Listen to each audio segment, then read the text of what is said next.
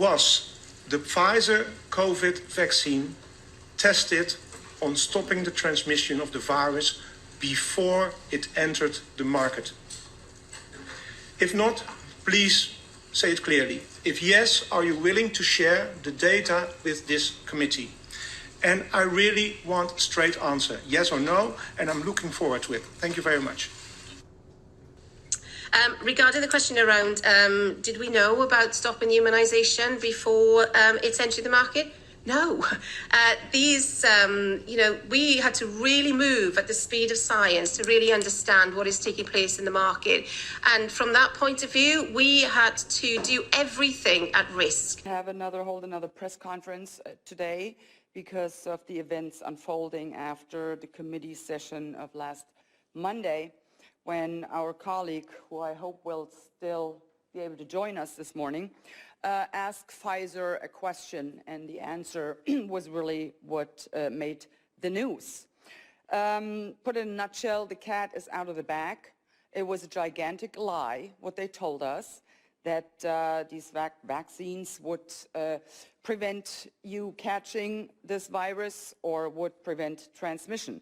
Well, none of that was true, as it turns out, and based on that lie, all of the mandates, all of the lockdowns, all of the non-pharmaceutical measures as wearing masks, staying at home, curfews, all of that was based on that gigantic lie. And yet, they will not acknowledge it. No, they just go ahead with whatever they want to do with us. I would like to point out a couple of things from the EU Commission's action plan, EU response to COVID-19, preparing for autumn-winter 2023. As you might have guessed, the focus, of course, is still on these hazardous mRNA injections. Well, that's not surprising here. They would like to implement and coordinate effective communication initiatives and strategies to promote uptake of additional injections and complete the primary series of those who have not even begun yet, the unvaccinated.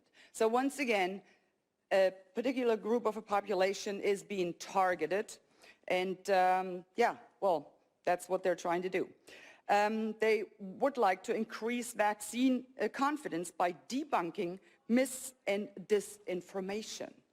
Well, who is spreading the mis- and the disinformation? It is EU Commission, it is the pharmaceutical companies, it is governments, especially in the Western democracies. They are the ones spreading the mis- and the disinformation. They are the ones telling people lies. For what? So that pharmaceutical companies make profits and profits and profits. And the risks, well, guess what? You, the taxpayers, you will be left with the risks. And then, of course, they want to target, and they specifically say that, target hard-to-reach population groups. Well, I guess in that instance, they are actually talking about me. Yes, I am a hard-to-target, a hard-to-reach a population group, because I saw through their lies from the get-go. I'm still unvaccinated, and I will remain unvaccinated. I will not inject a poisonous substance into my body, point blank. So go ahead and try to target me. Good luck with that. Then, of course, they go on with the gaslighting, labeling vaccine hesitancy, this is what they call it, as anti-Western and anti-EU. Can you believe this? So anyone who is not willing to let themselves be injected with this vaccine is anti-Western and anti-EU. No, ladies and gentlemen, let's be clear about this. If you do not want to poison your body, and it is your choice to do with your body whatever you please. Remember, my body, my choice? That's their narrative, actually. Remember that. So, if you do not want to take that vaccine, that has nothing to do with being anti-Western or anti-EU. It is pro-people. That's what it is. And it is anti-globalist elites. That's what it is.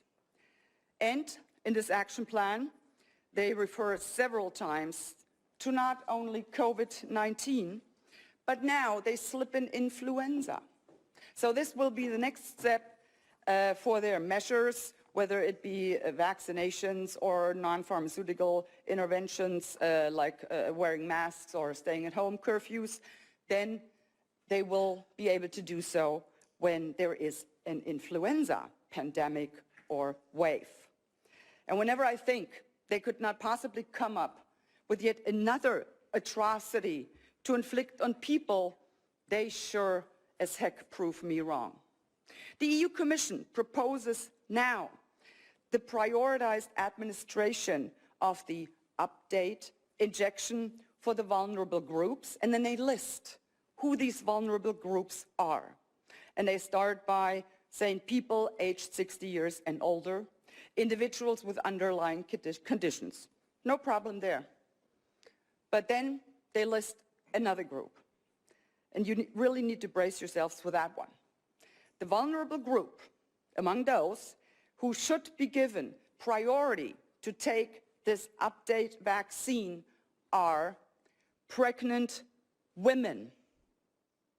I have never heard anything more despicable than that, because the point is this: they do not know what this vaccine does to the unborn child. They simply have no clue.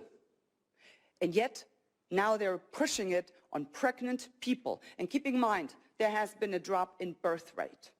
We don't know why that happened. You would expect the opposite of that. I mean, people were locked down. Remember what happened when they had a blackout in New York in the 70s? 9 months later, they were like babies left and right. But not this time. People were locked up for months in their homes. Nothing. Drop in birth rate? Interesting question. And these are the questions that we should be asking. So just to give you an update on that, they will continue to try, they will continue to push whatever their end goal is. They are trying to.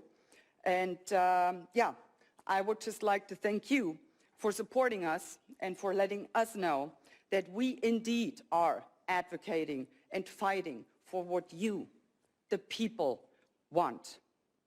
These globalists and their puppets are but a few people with no regard for you, for the people. We, on the other hand, are many, because we are the people.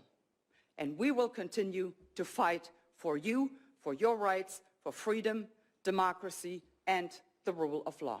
Thank you very much.